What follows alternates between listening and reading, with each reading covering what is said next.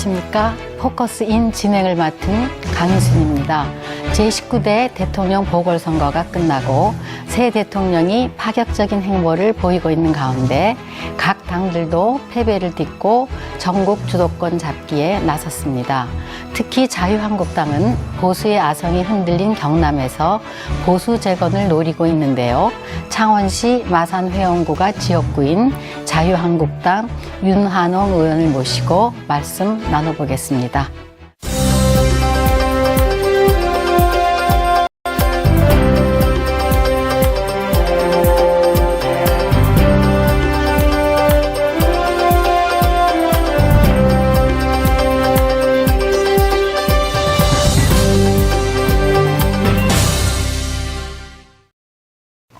윤한홍 의원님 모셨습니다. 네, 예, 안녕하세요.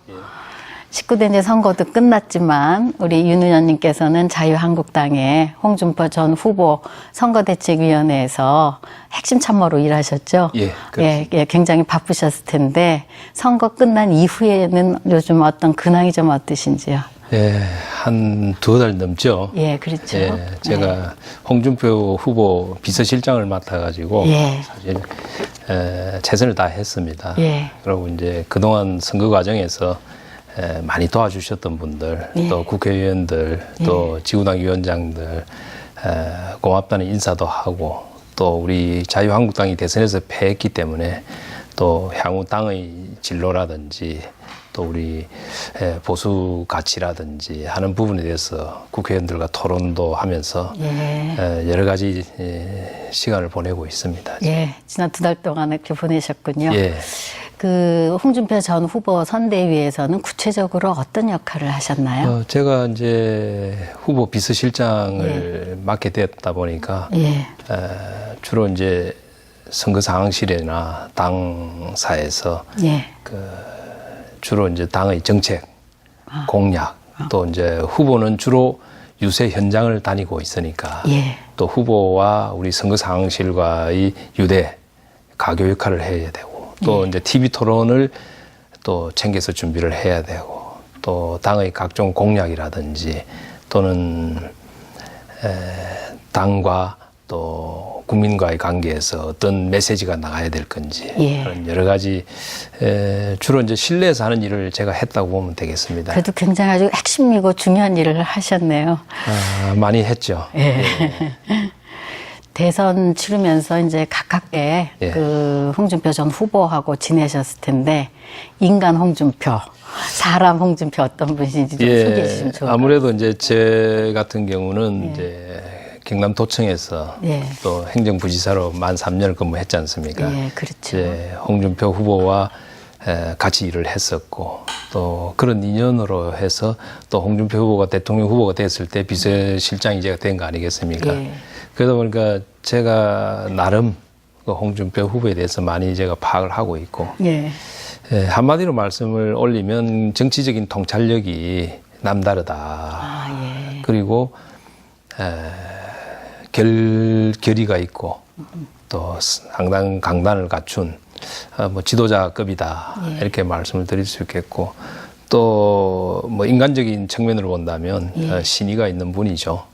이제 그런데 가끔 이제 반대 의견에 대해서 좀 반응이 좀 강하게 한 번씩 하시다 보니까 또 적도 많이 있는 그런 분입니다. 예. 그리고 우리 또 도민들께서도 우리 도에 내려오셔가지고 일을 큰 일들 많이 하셔가지고 아마 도민들께서도 잘 알고 계실 거로 봅니다. 예.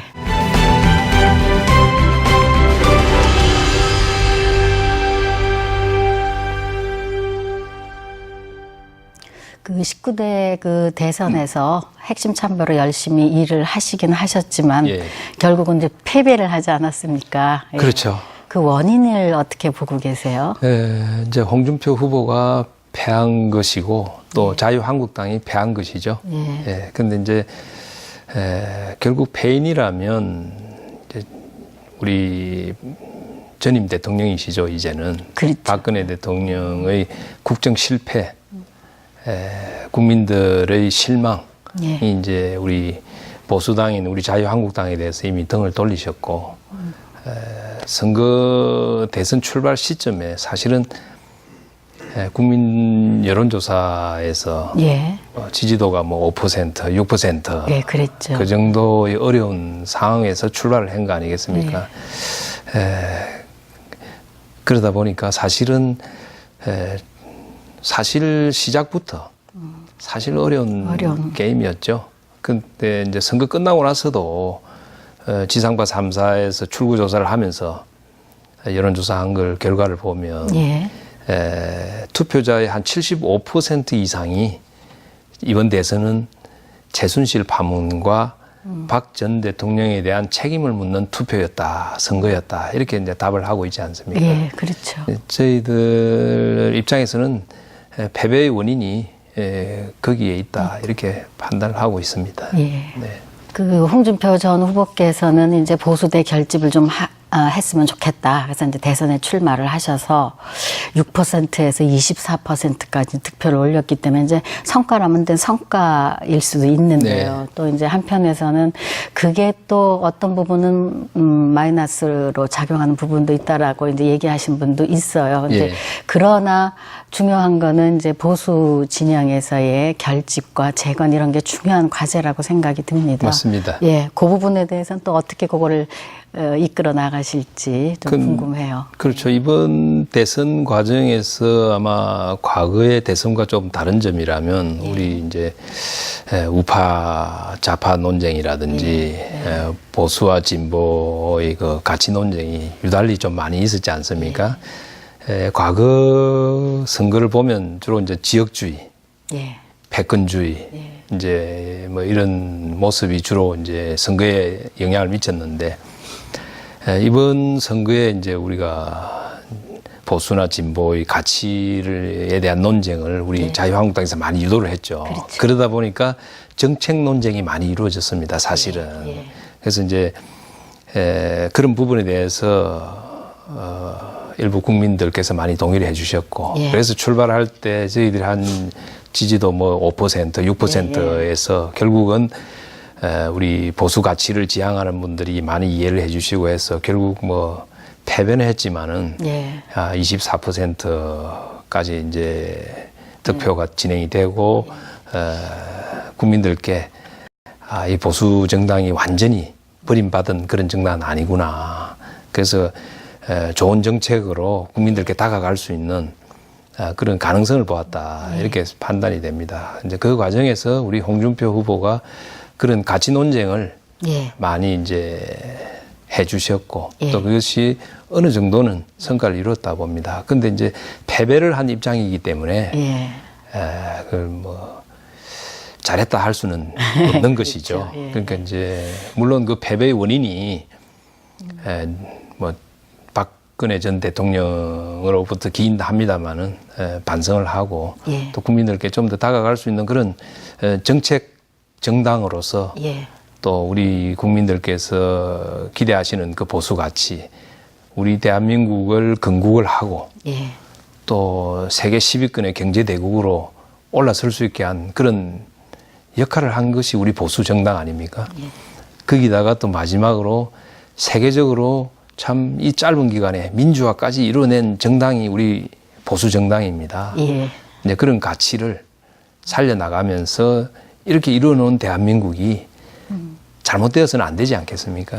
그런 가치를 이제 계속 만들어 나가야 되겠죠. 요건 조금 다른 질문이긴 한데 이제 경남에 국한되는 질문이긴 합니다. 홍준표 전 후보께서 대선 후보로 나가시면서 도지사직을 3분 전에 사퇴를 하셨어요. 그래서 이제 비판을 많이 받았죠. 그 부분에 대해서는 어떻게 보고 계시는지. 그 부분은 저는 사실 굉장히 정략적으로 홍준표 후보가 공격을 많이 받았다. 저는 단도직입적으로 그렇게 말씀을 드리고 싶습니다. 왜냐하면 비교를 뭐 한번 제가 해보겠습니다. 지금 문재인 대통령께서 전남도지사인 이낙연 도지사를 총리 후보로 지명을 했습니다. 그러면 그분이 총리가 이제 곧 되시지 않겠습니까? 문제 뭐 그죠? 임명이나 뭐 인준비를 절차. 인사청문회 거치면 이제 총리가 되시지 않겠어요? 그러면 전라남 도지사가 공백이 1년 이상 남습니다. 그렇죠. 그러면 지금 우리 언론에서 왜 아무도 비판을 안 하죠? 예? 1년 이상 공백이 생기는데. 그렇지 않습니까? 저는 이 홍준표 도지사의 물론 3분 전에 사퇴를 했다는 부분에 대해서 비판이 많이 있는데 그분의 충정은 지금 도지사를 사퇴를 해서 보궐선거를 하게 되면은 지금 제가 알기로도 그 당시에 시장이 몇 분이 도지사 출마하시겠다고 기다리고 계셨고 그럼 그분들 사퇴하셔야 되고 또 시장 사퇴하면 또 시장 출마하겠다고 생각하는 지방의원들 계셨고 또 공무원들이 있었고 그렇게 되면 도지사 선거만 이루어지는 게 아니라 시장 선거, 지방의원 선거까지 해서 아마 제가 추정컨대 지방비가 한 300억 가까이 소요되는 것으로 제가 추정을 해봤습니다. 왜냐하면 지방선거는 선거 소요 비용을 전부 지방자치단체가 부담을 합니다. 근데 이제 홍준표 도지사가 근무를 하면서 경상남도 채무를 제로로 만들지 않습니까? 그렇죠. 엄청난 업적입니다. 이거는 뭐 제가 나중에 따로 말씀드릴 기회가 있을지 모르겠지만은 정말 누구도 비판해서는 안 되는 부분이고 비판하는 분들은 비판받게 돼 있는 아주 큰 업적을 이뤘습니다. 근데 1년 정도 남은 도지사 선거를 위해서 300억이라는 돈을 또 지방비를 써야 되느냐 하는 데 대한 그분의 충정이었다. 그리고 사실은 홍준표 후보를 그렇게 뭐 비판을 하고 공격을 했지만은 사실은 3분 전에 사퇴를 안 해도 뭐 하루 전에 이틀 전에 사퇴를 해도 됩니다. 그러면 경남도의 행정부지사가 판단해서 이거는 보궐선거를 할 필요가 없다. 그러면 보궐선거를 안 하는 날짜에 통보를 하면 됩니다. 선관위에. 그렇게 하지 못하도록 워낙 많은 압력이 있었기 때문에 홍준표 도지사가 비판을 다 받겠다 하면서 3분 전에 사퇴를 한 겁니다. 그런데 지금 문재인 후보가 전라남 도지사를 총리 후보로 지명을 했습니다. 그러면 1년 이상 전라남도 도지사가 공백이 있지 않습니까? 그렇죠. 똑같은 아무도 비판하지 않습니다. 저는 이해할 수 없는 거죠. 그죠? 그게 그분의 충정이었고 저는 뭐 도민들께서 널리 이해해 주시리라 생각을 합니다. 새 정부가 들어서서 그 여야 위치는 바뀌었지만 여전히 이제 여소야대 국면이기 때문에 여러 가지 그 얘기되는 것 중에서는 협치를 좀 해야지 여러 가지 뭐 입법이나 이런 것들이 제대로 진행이 될 것이다라고 하는데 그 가능성은 어느 정도 보고 계시는지요? 지금 국회가 이제 선진화법 문제로 인해 가지고 주요한 법률안이 통과가 잘 안 되지 않습니까? 그렇죠. 그런 경험을 좀 꽤 오래 했었습니다. 그래서 또 지금 현재 문재인 정부가 탄생했습니다만은 또 문재인 정부도 과반수 의석을 가지고 있지 못하지 않습니까? 그렇죠. 그렇다면은 서로 간에 협치가 되지 않는다면 또 협의해서 정책을 추진하지 않는다면 아마 그 피해는 결국 국민들이 볼 것이고 국가가 어려워지지 않겠느냐. 지금 그런 부분에 대해서 국회가 다 동의를 하고 있기 때문에 저는 정책을 이제 집권하신 민주당에서 무리하게 밀어붙이지 않는다면 아마 협치가 잘 되지 않을까 그렇게 기대를 하고 있습니다. 그래서 모든 정책은 이제는 서로 간에 협의를 해서 진행을 해야 된다 그렇게 보고 있습니다.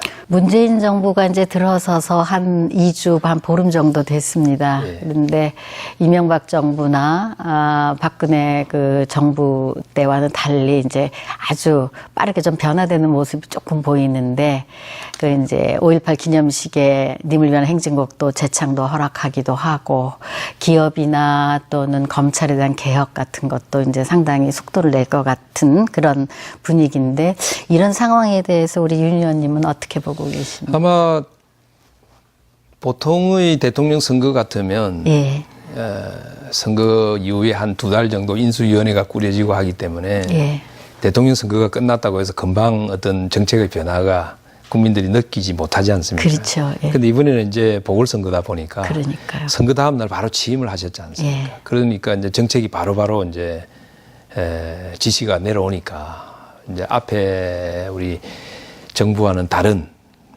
변화가 이제 바로 느껴지겠죠. 그런 측면에서 이제 그렇고 검찰 개혁이다, 기업 개혁이다 예. 이렇게 말씀하시는데 저는 기업을 개혁한다, 기업을 어떻게 하겠다는 거는 그는 오만한 발상이다. 예. 그건 민간 영역입니다. 그렇죠.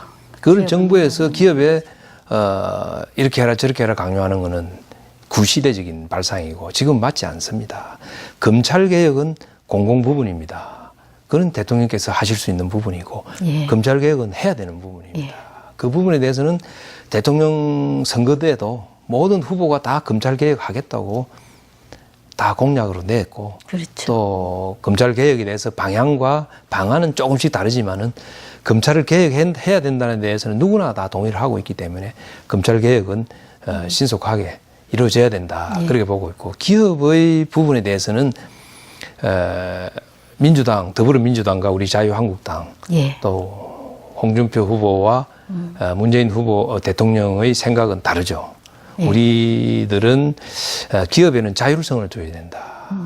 기업이 편안하고 마음 놓고 기업을 할 수 있는 분위기를 만들어줘야 되는 것이지 기업이 부담을 느끼고 기업이 힘들어하게끔 옥죄는 그런 부분을 기업 개혁이다 이렇게 말하면 사실상 대한민국이 어렵죠. 지금도 대한민국의 기업들이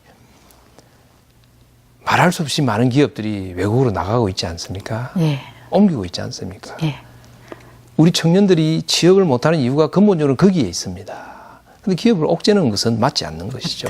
맞지 않는 것이고 그 다음에 임을 위한 행진곡 부분도 방금 말씀을 하셨는데 그런 부분도 사실은 뭐 너무 그동안에 예. 서로 간에 감정 싸움이 있었던 것 같습니다. 예. 그런 부분도 사실은 뭐 너무 집착할 필요는 없는 부분 아닌가 저는 그렇게 생각을 하고 있습니다. 예. 예.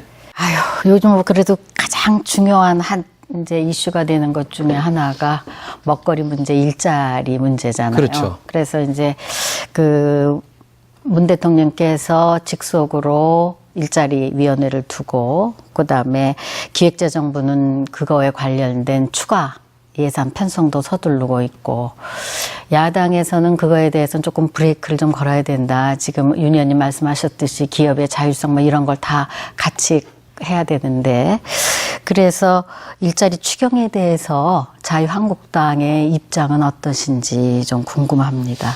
일자리 추경이라는 표현 자체가 저는 좀 어색한 것이고 왜냐하면 그렇습니까? 경기를 살린다든지 경제를 살리기 위해서 재정을 더 투입하겠다.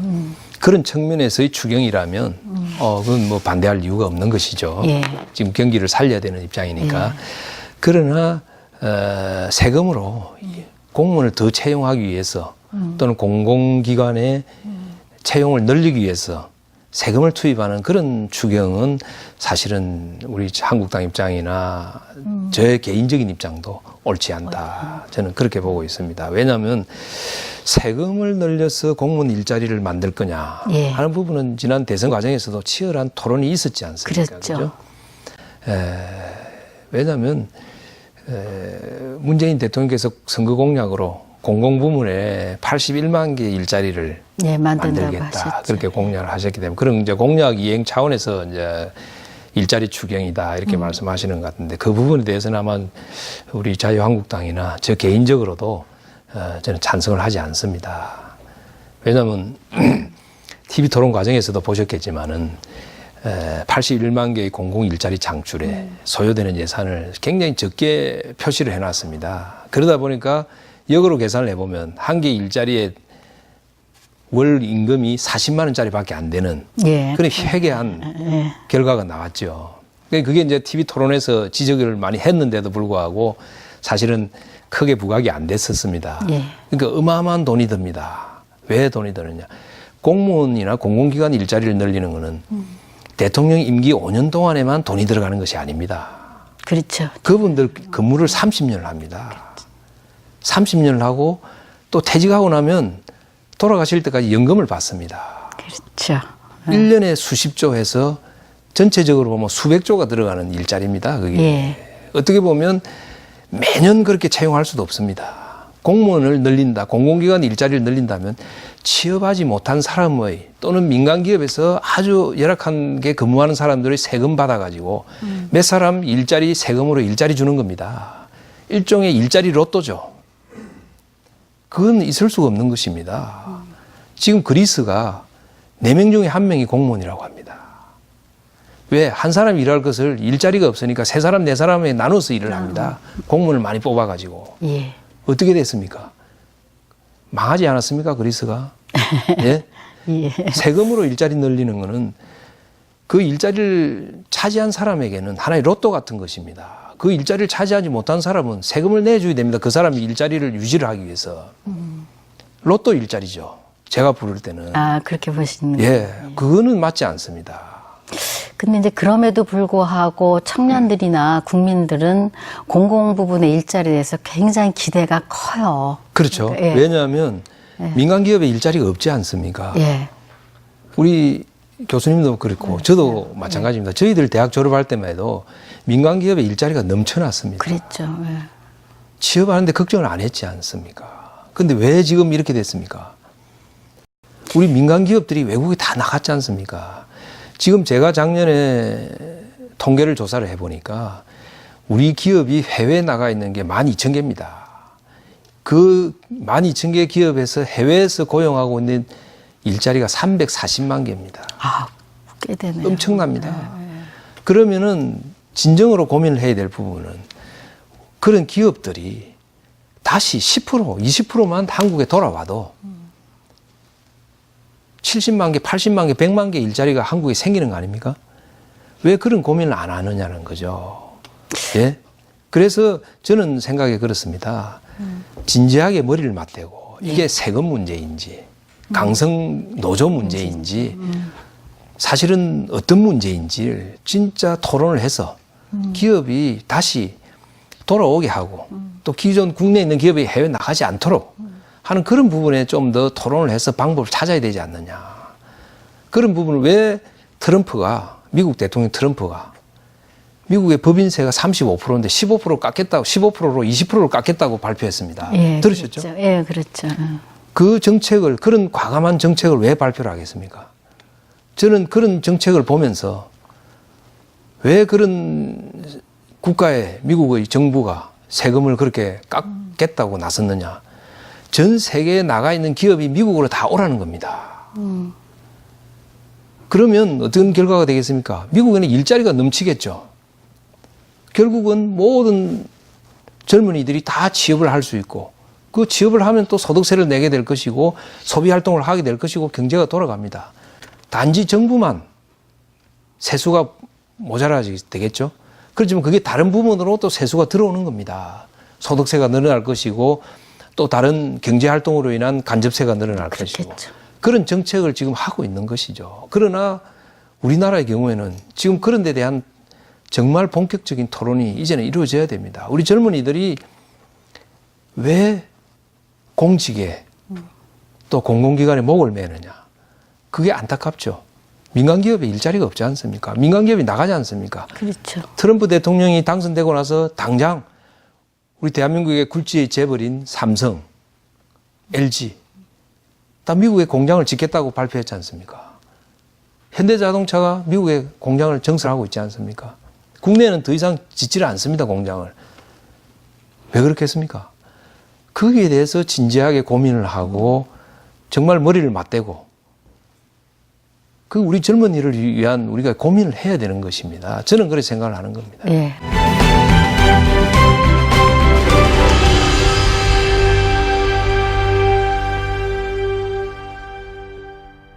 이젠 좀 주제를 좀 한번 바꿔보겠습니다. 예. 대선과 공약 뭐 이런 거는 이제 여기까지 좀 나눠보고요.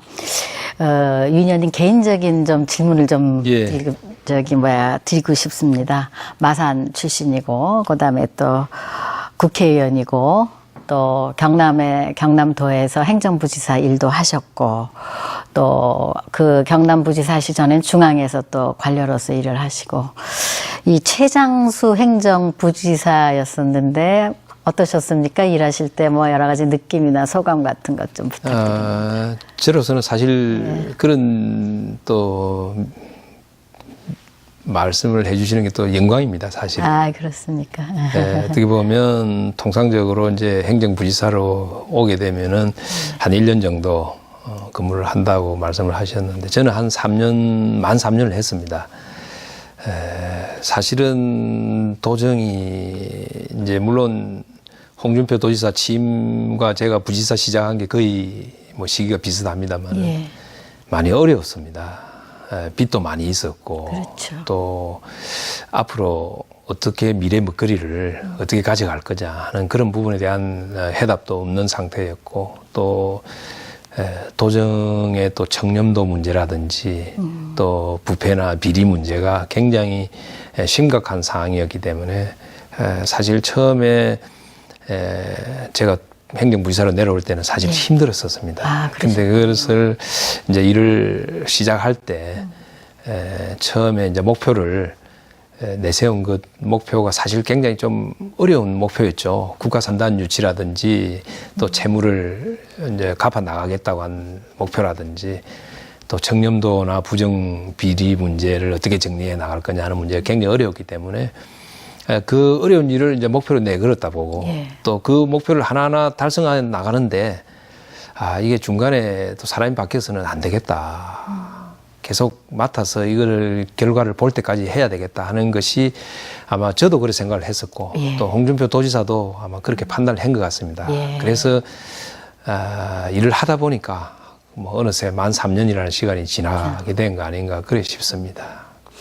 그 경남에서 빚 없는 채무 제로 거기에 너무 많이 애를 쓰셔가지고 그 경남도로부터 감사세를 받으셨다는데 맞습니까? 예, 그렇습니다. 이거 그 소감이 어떠셨어요? 그 감사세 받으셨을 때? 저는 뭐 사실 우리 도민들께 큰 뭐 기여를 했다. 저는 사실 그 부분은 사실 자부심이 있습니다. 왜냐하면 처음에 제가 내려왔을 때 행정부지사로 왔을 때 물론 이제 홍준표 도지사는 저보다 한 열흘 먼저 취임을 했었죠.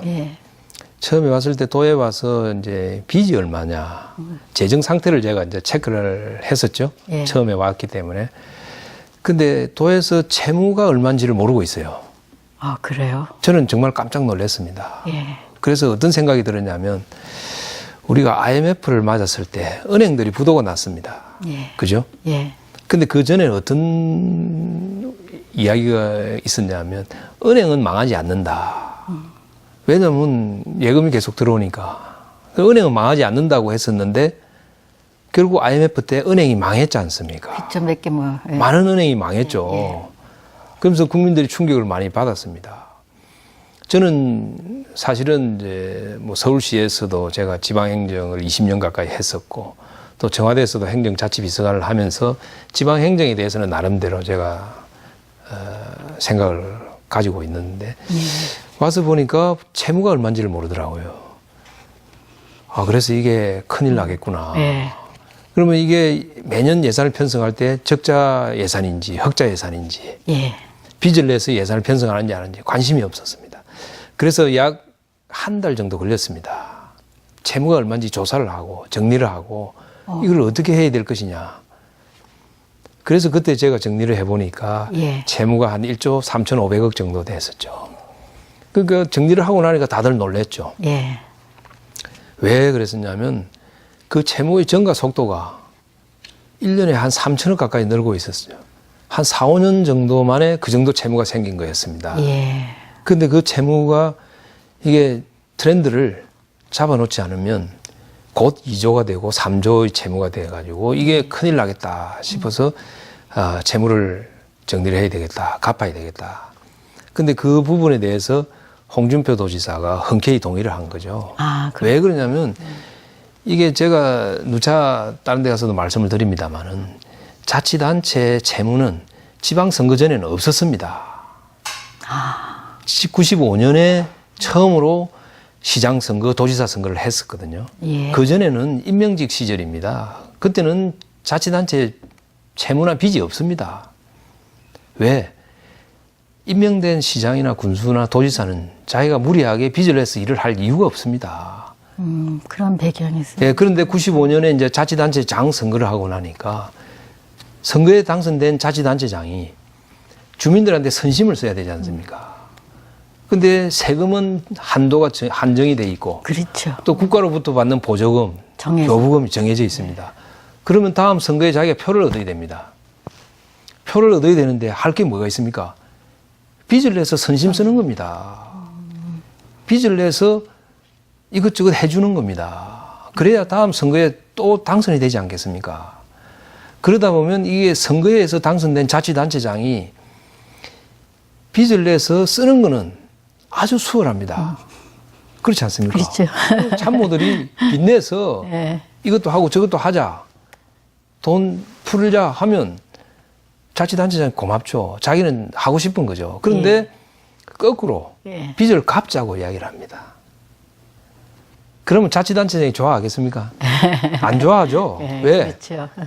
써야 되는데 다음 선거를 대비해야 되는데 근데 그걸 홍준표 도지사가 재정의 심각성을 인식을 하고 아 이거 빚을 갚아야 되겠다. 동의를 하고 채무를 갚아 나간 거 아니겠습니까? 그러다 보니까 이제 도의회에서 예. 이제 의원들이 지역 선거를 해야 되니까 써야 되지 않습니까? 돈을. 빚 좀 내자. 예. 빨리 도로공사 하자. 예. 많은 압박이 있었죠. 그거를 다 견뎌내고 선거에 표 못 받아도 좋으니까 빚을 갚자. 참 그렇게 한 부분은 저는 인정을 해야 되고 또 그러다 보니까 이제 이게 큰 업적이 되다 보니까 폄훼하기 위해서 여러 가지 이제 공격을 만들어냅니다. 도에서 뭐 시군에 줘야 될 교부금을 안 주고 빚을 갚지 않았느냐.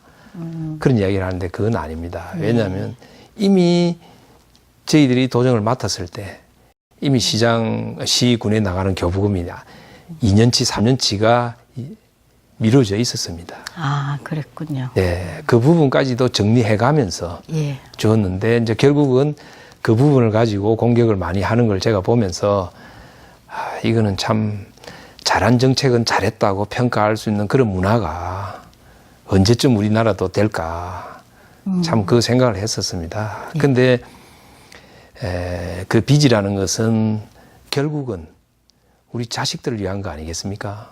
그렇죠. 빚을 남겨주면 그 갚아야 될 부분은 우리 자식이 갚아야 되는 그렇죠. 것이죠. 다음 세대가 갚아요. 그래서 저는 앞으로는 자치단체장들도 너무 선심성 행정에 너무 귀를 기울일 필요가 없다. 우리 국민들이 저분이 빚을 내서 선심을 쓰는지 다 알고 있는 것 같다. 그 생각을 많이 하게 된 것이죠. 윤 의원님께서 행정부시사 시절에 국가산업단지도 뭐 3개로 확장도 했고 로봇랜드 조성도 했고 뭐 그런 여러 가지 업적들을 통해서 이제 많은 사람들이 야 행정 전문가로서의 아주 그 능력을 굉장히 발휘하셨다. 이제 그런 평가도 있어요. 근데 이제 한편으로는 우리 이제 홍준표 전 도지사님하고 이제 일하시면서 또 힘든 일도 있었을 것 같습니다. 그렇습니다. 예를 들면 그 진주의료원 폐업이라든지 무상급식 문제라든지 또 홍준표 전 그 도지사의 그런 성환정 리스트 뭐 이런 거. 그래서 그렇게 힘들 때의 소감이나 뭐 어떤 느낌 같은 거 뭐 간단하게 좀 말씀해 주시죠. 예, 그렇습니다. 사실은 이제 국가산단 문제는 사실을 유치하기가 굉장히 힘들죠. 예, 그렇죠. 예, 왜냐하면 전국의 자치단체를 상대로 정부가 일을 하다 보니까. 그러니까. 근데 우리 이제 경남의 서부권 항공산단이나 밀양의 뭐 나노산단, 거제도 이제 플랜트 산단인데 왜냐하면 새로운 먹거리가 필요했던 시점입니다. 네, 그래서 중앙정부에 많이 뛰어다니면서 또 그런 목표와 방향이 정부의 정책과 어느 정도 맞아져 들어갔다. 그래서 이제 어떤 정책이나 도에서 추진을 할 때도 중앙정부하고 방향을 잘 맞춰 나가면 그런 큰 일도 이뤄낼 수 있다. 그런 부분 말씀드리고 싶고 그다음에 로봇랜드는 우리 마산의 문제입니다. 그렇죠. 근데 이제 사업을 진행하던 업체가 부도가 났지 않습니까? 그러다 보니까 참 안타까워서 이제 마산에 이제 우리 시민들께서 굉장히 뭐 안타깝게 응원도 많이 해주셨는데 그 부분도 사실 대우건설이라는 좋은 예. 회사하고 저희들이 뛰어다니면서 협의를 잘 했죠. 예. 사실은 뭐 여러분들이 많이 도와주셔서 일을 이뤄낸 것 같습니다. 그래서 뭐 제가 혼자 잘했다는 건 아니고 예, 많은 겸손의 분들이 말씀. 도와주신 것 같고. 그다음에 이제 조금 힘든 일이라면 뭐 진주 어려운 문제라든지 이제 무상급식 문제라든지 이런 좀 그렇지 않습니까? 예. 그죠? 이제 진주 어려운 문제는 사실은 여러 가지가 복합되어 있기 때문에 예. 이 자리에서 제가 뭐 간단하게 설명하기는 사실 쉽지는 않습니다. 예. 근데 이제 우리나라 이제 의료보험 체계가 모든 민간 병원과 건강보험공단을 통해서 이루어지는 체계인데 사실은 도립병원이라는 게 이제 예. 과거에 예. 유물입니다. 사실은. 근데 그 도립병원이 정말 이제는 운영을 잘해야 됩니다. 왜냐하면 보험 체계가 따로 이루어지고 국민들이 민간 병원을 가게 돼 있습니다. 예. 근데 도립병원이 또 남아 있지 않습니까? 그러면 도립병원이 더 운영을 잘해야 됩니다. 그래서 주민들로부터 사랑을 받고 아주 모범적으로 운영을 해야 되는데 아마 진주의료원이 좀 그런 부분에서 기대에 못 미쳤고 사실은 거기도 보면 뭐 정규직 비정규직 문제라든지 예. 또는 노조 문제라든지 예. 여러 가지가 복합되어 있습니다. 그래서 그 부분을 제가 뭐 상세히 여기서 설명하기는 쉽지 않은 것 같습니다. 예. 그다음에 이제 무상급식 문제도 사실은 많은 갈등이 있었죠. 예. 이 부분도 사실은 어떤 정치적인 논쟁이 들어오다 보니까 사실 더 어려워진 겁니다. 처음에 시작은 각 학교라든지 무상급식 업체들이 그 부정비리 이제 또 학생들이 밥을 안 먹는다. 예. 잔반이 계속 늘어나고 있다. 그래서 이제 학부모들이나 각종 민간 부분에서 많은 제보가 들어옵니다. 예. 이게 너무 부패가 많고 애들이 밥을 안 먹는다. 급식의 질이 너무 떨어진다. 그래서 이제 도에서 감사를 하려고 했었죠. 예. 그러다 보니까 이제 또 다른 지역하고 또 다른 것이 우리 경남의 경우는 이제 원래 이게 무상급식이 교육청 소관이지 않습니까? 그렇죠. 근데 이제 도가 더 많은 예산을 지원을 하고 있었습니다. 한 70% 정도. 도에서 부담을 하고 교육청에서 30% 정도 부담을 하니까 예. 다른 자치단체보다는 과도하게 도에서 많이 부담을 하니까. 아. 그래서 이제 그럼 한번 무상급식 문제를 한번 감사를 해보자. 왜 우리 어린이 애들이 밥을 안 먹느냐? 잔반이 많이 나오느냐? 뭐 그렇게 이제 시작이 됐던 건데 이제 교육청에서 감사를 못 받겠다. 예. 예산만 지원해라. 뭐 그런 이제 정치적인 논쟁으로 만들어갔죠. 왜 교육청을 도에서 감사하느냐? 도에서 교육청 감사하려고 한 적이 없죠. 그 급식 예산에 대해서 제보가 많이 있으니까 감사를 해보겠다 했는데 이제 그러다 보니까 이제 도에서 그러면 감사가 될 때까지 예산 지원을 잠정 보류를 하겠다. 그랬는데 이제 교육청에서는 뭐 그걸 핑계로 해서 경남도가 홍준표 도지사가 무상급식을 뭐 폐지를 했다, 끊었다 이렇게 이제 만들어간 것이죠. 그래서 많이 힘드셨겠습니다. 그게 이제 그렇게 가니까 또 이제 많은 이제 분들이 경남도에서 무상급식을 끊었나 보다, 폐지를 했나 보다 이렇게 이제 알려지고 이러다 보니까 많이 힘들었죠. 사실은 무상급식을 폐지를 하고 끊고 지금 할 수 있는 상황이 아니지 않습니까? 우리 애들이 학교에 가서 더 맛있는 음식, 더 맛있는 밥을 먹어야 되지 않겠습니까? 왜냐하면 예산이 들어간 만큼 예. 제대로 된 밥을 먹어야 되는 거 아니냐. 그래야죠. 예. 저희들은 이제 그런 생각을 하고 시작을 했던 것인데 그래서 이제 나중에 결국은 경남경찰청에서 수사를 하고 이래가지고 많은 비리가 적발이 되고 뭐 600억, 700억의 비리가 나왔지 않습니까? 그리고 나서 이제 다시 이제 예산이 지원이 되면서 무상급식이 재개가 됐는데 그 부분은 사실은 국민들께나 우리 도민들께서 많은 오해가 있으신 것 같아요. 예. 그러니까 결국은 예산이 들어간 만큼 제대로 된 급식을 하자 하는 것이 취지였는데 그게 좀 오해가 있었던 것 같습니다. 예. 전혀 뭐 그런 무상급식을 중단한다든지 뭐 폐지한다든지 하는 그런 의도가 전혀 아니다. 예. 다시 말씀드리겠습니다. 예. 윤 의원님 총선에 이제 20대 총선에 나가서 재수를 안 하시고 바로 당선이 되셨어요. 그래서 첫 도전에 당선된 그 저력 어디에 있는지요? 제가 뭐 좀 운이 좋았던 것 같죠. 왜냐하면 그럴까요? 도에서 근무할 때도 예, 예. 사실은 도청에 있는 직원분들이 같이 열심히 해가지고 성과를 사실 냈던 것인데 그것이 이제 또 제가 잘해서 많이 성과를 낸 것처럼 또 부각이 되고 하다 보니까 예. 어떤 마산의 주민들께서 많이 인정을 해주셨고 예. 또 거기에 이제 또 우리 마산이 사실은 전국의 7대 도시 수준에서 지금 너무 많이 낙후가 됐지 않습니까? 낙후되다 보니까 주민들께서 뭔가 변화를 바라고 있는 그런 시점이었던 것 같고, 그래서 제가 어떻게 보면 굉장히 행운이었다. 또 주민들께서 또 많이 좋게 평가를 해주셔서 좀 과분하게 제가 그런 영광을 안은 것 같습니다. 우리 윤 의원님 지역구가 마산 회원구죠. 예. 그 20대 총선 당시에 우리 윤 의원님 슬로건 마산을 바꾸자입니다.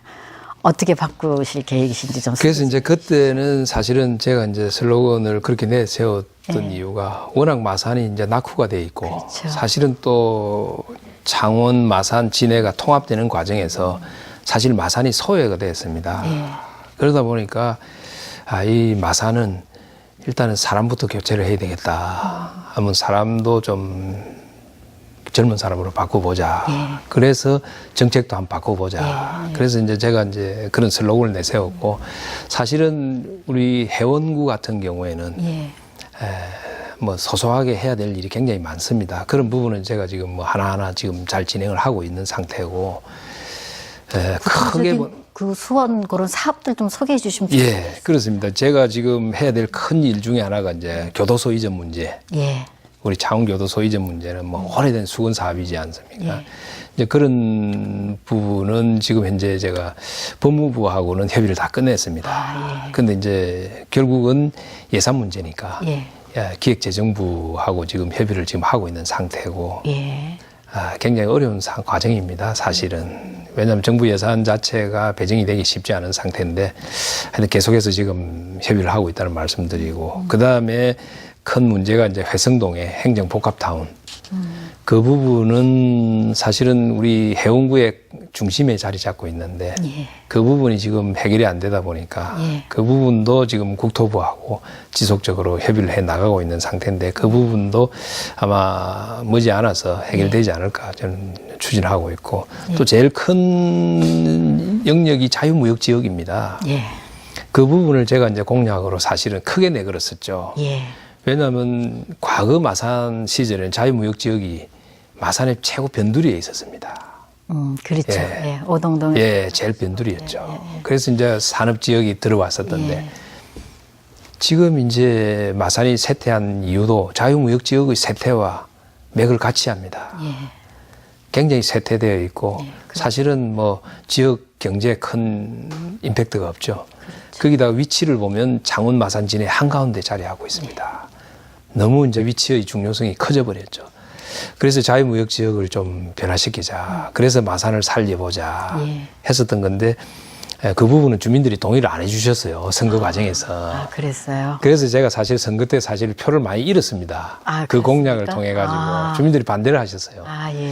그래서 지금도 그 부분은 제가 이제 산업부하고 다른 방향으로 제가 좀 개선이나 개혁하는 방안을 지금 협의를 계속하고 있는데, 사실 쉬운 과정은 아닙니다. 민간 영역이기 때문에 민간 기업들이 들어가 있지 않습니까? 그렇죠. 그래서 이제 제가 이제 그 부분 때문에 사실 상임위원회도 산업통상자원위원회로 제가 선택을 해서 갔었던 것이. 그렇군요. 그래서 그 부분 해결했었어야 되고, 그 다음에 평성산단 부분은 지난번에 국토부에서 그린벨트 해제를 이뤄냈습니다. 그 부분은 성과를 이뤄냈었고, 그 다음에 이제 각종 생활체육시설에 대해서는 예산을 다 확보를 지금 해서 이제 예산이 이제 올해부터 많이 확보가 돼서 추진이 되고 있고, 또 심지어는 이제 내서에 있는 초등학교, 중학교에 학교를 횡단하는 송전선로, 그 부분도 사실은 이제 예산 문제 때문에 원래는 이제 자치단체하고 완전히 50%씩 부담을 해서 지중화를 해야 되거든요. 근데 그것도 이제 자치단체 부담 없이 한전에서 다 부담해서 하는 것으로 제가 이뤄냈고, 많은 사업들을 지금 차분하게 지금 진행을 하고 있습니다. 기대해 보겠습니다. 근데 사실은 거의 대부분의 사업이 예산 문제하고 연결되어 있기 때문에 참 쉬운 것은 아니다 하는 그런 말씀을 다시 한번 올립니다. 덧붙여서 마산 회원구 발전을 위해서 혹시 고민하는 게 뭐 더 있으시면 조금 전에 제가 이제 가볍게 언급을 드렸는데 자유무역 지역이죠. 사실은 이제 저 부분이 자유무역 지역이 한 30만 평, 그다음에 이제 그 가운데 이제 봉암공단 공업 지역이죠. 그게 한 20만 평 정도. 그래서 상당히 큰 지역인데 저 부분이 어떤 식으로든지 살아나야 저는 마산이 살아날 수 있다 이런 생각을 합니다. 그래서 지금 산업부에서도 사실은 큰 숙제입니다. 어떻게 하면 저 지역을 살릴 것이냐. 사실 뭐 해외에서 해외 나가 있는 기업을 국내로 유턴시킬 때 우리 자유무역 지역에다 좀 유치를 하자. 뭐 이런 이야기부터 해서 어떻게 하면 될까 고민을 제일 많이 하고 있는 부분이고, 궁극적으로는 창원의 공단의 배후도시로서 지금 마산이 전락해 가고 있지 않습니까? 근데 그 부분을 탈피를 할 수 있는 유일한 길 아니냐 싶고, 그 다음에 내서 쪽에 산업단지를 좀 더 유치를 해야 된다 하는 그런 생각을 하고 있고, 그 다음에 경상남도에서 하고 있는 사업 중에서 주요 핵심 아이템들을 우리 이제 해운구에 지금 유치를 많이 하고 있죠. 그래서 자동차 모듈 사업이라든지 뭐 ICT 지능 사업이라든지 이런 부분을 우리 해운구에 많이 유치를 하고 있습니다. 이건 다른 질문입니다. 이제 뭐 우리 윤 의원님이 하시는 일과 다른 건데, 내년에 지방선거가 있잖아요. 자이건 타이건 경남도지사 후보로 거론이 되고 있는데 윤 의원님 의향은 좀 어떠신지? 저는 뭐 그렇게 거론을 해주시는 것만 해도 저는 영광으로 생각을 합니다. 사실은 경남도지사라는 자리가 사실은 굉장히 막중한 자리입니다. 그래서 뭐 제가 감히 그 이름을 거기 낸다는 것 자체도 사실 영광이기도 하지만은 아직까지 제가 뭐 그 정도까지 판단하고 있지는 않고요. 그래서 뭐 올 연말이나 내년 초쯤 돼서 우리 도의 사정을 한번 보겠습니다. 저는 뭐 아직까지 그 정도 제가 감이 되는지 아직까지는 뭐 제가 판단을 못 하고 있습니다.